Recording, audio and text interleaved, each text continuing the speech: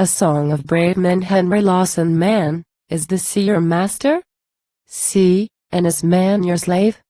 This is the song of brave men who never know they are brave, ceaselessly watching to save you, stranger from foreign lands, soundly asleep in your stateroom, full sail for the good wind sands. Life is a dream, they tell us, but life seems very real when a lifeboat puts out from Ramsgate, and the buggers put out from Deal. A gun from the lightship. A rocket. A cry of, "Turn out, me lad!" Ship on the sands. Very shouting, and a rush of the oilskin clad.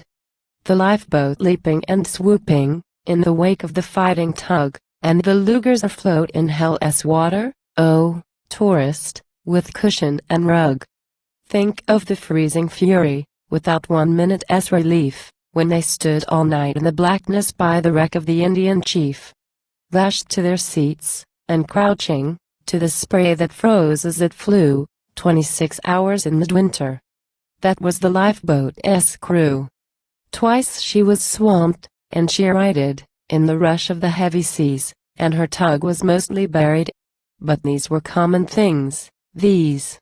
And the lougers go out whenever there's a hope to get them afloat, and these things they do for nothing, and those fishermen say, oh, it's note.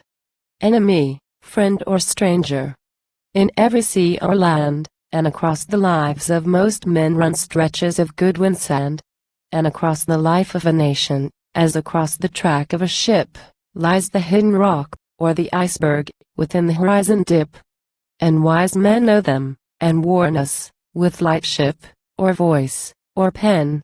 But we strike, and the fool survivors sail on to strike again.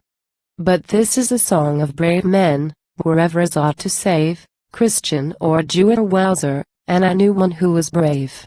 British or French or German, Dane or Latin or Dutch, Scandies that ignorant British reckon with Doggos and such, were on a wrecked Titanic, in a scene of wild despair, the officers call for assistance, a Swede or a Norse is there.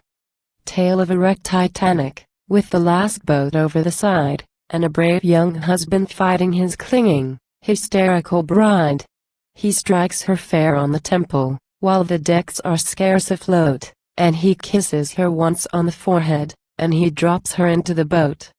So he goes to his death to save her, and she lives to remember and lie, or be true to his love and courage. But that's how brave men die. I hate the slander, be British, and I don't believe it, that's flat, no British sailor and captain would stoop to such cant as that. What, in the rush of cowards, of the help from before the mast, of the two big Swedes and the Norse, who stood by the mate to the last?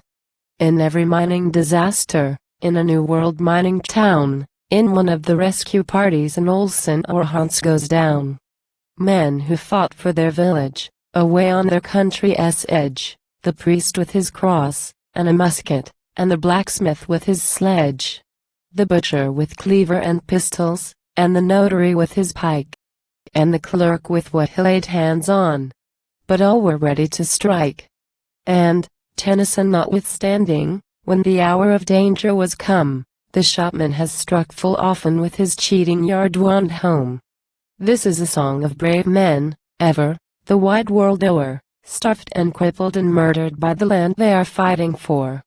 Left to freeze in the trenches, sent to drown by the Cape, throttled by army contractors, and strangled bv old red tape.